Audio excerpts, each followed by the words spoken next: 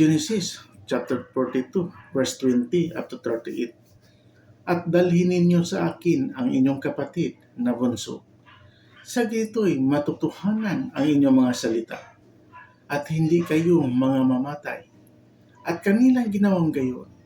At sila'y nagsabi-sabihan, katotohanan tayo'y salarin tungkol sa ating kapatid, sapagkat nakita natin ang kahapisan ng kanyang kaluluwa nang namamanhik sa atin, at hindi natin siya dininig, kaya't dumarating sa atin ang kahapisang ito.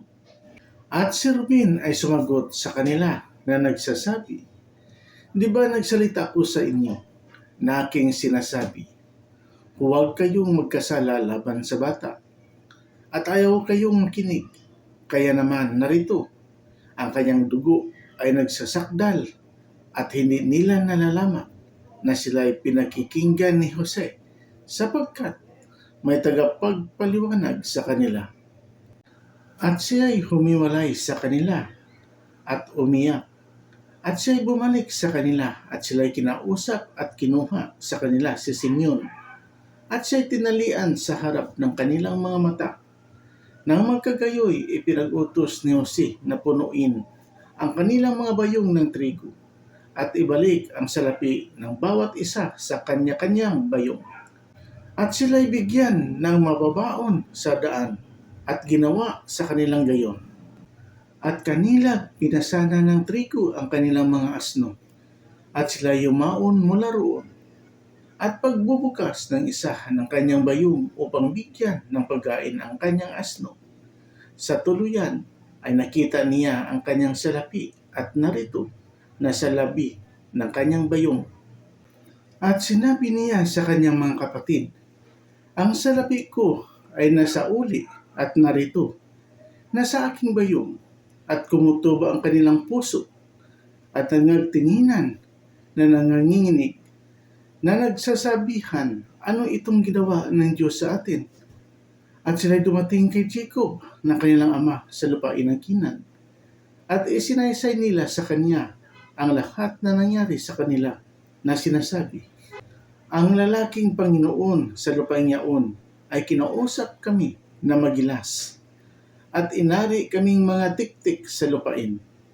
At aming sinabi sa kanya, kami ay mga taong tapat, hindi kami mga tiktik. Kami ay 12 magkakapatid na mga anak ng aming ama. Ang isa'y wala na, at ang bunso ay nasa aming ama ngayon sa lupain ng Kinan.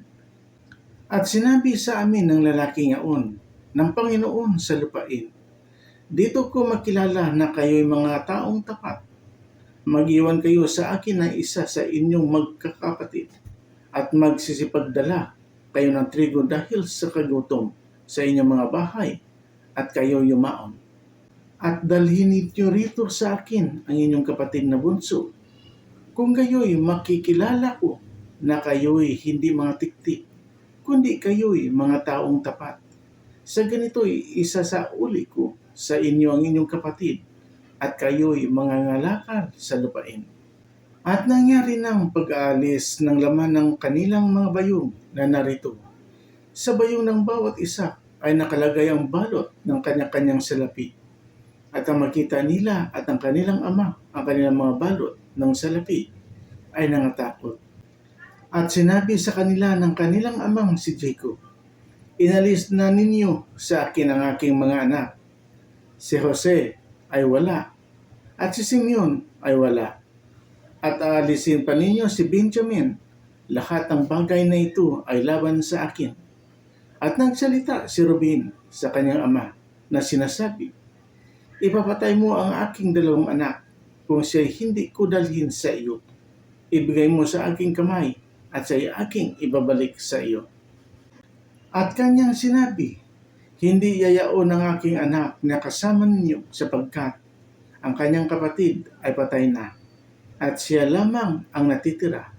Kung mangyari sa kanya ang anumang kapahamakan sa daan na inyong paruroonan, ay pababain nga ninyo ang aking mga uban sa Sion na may kapanglawan. Amen. Please subscribe and share. Salamat. God bless.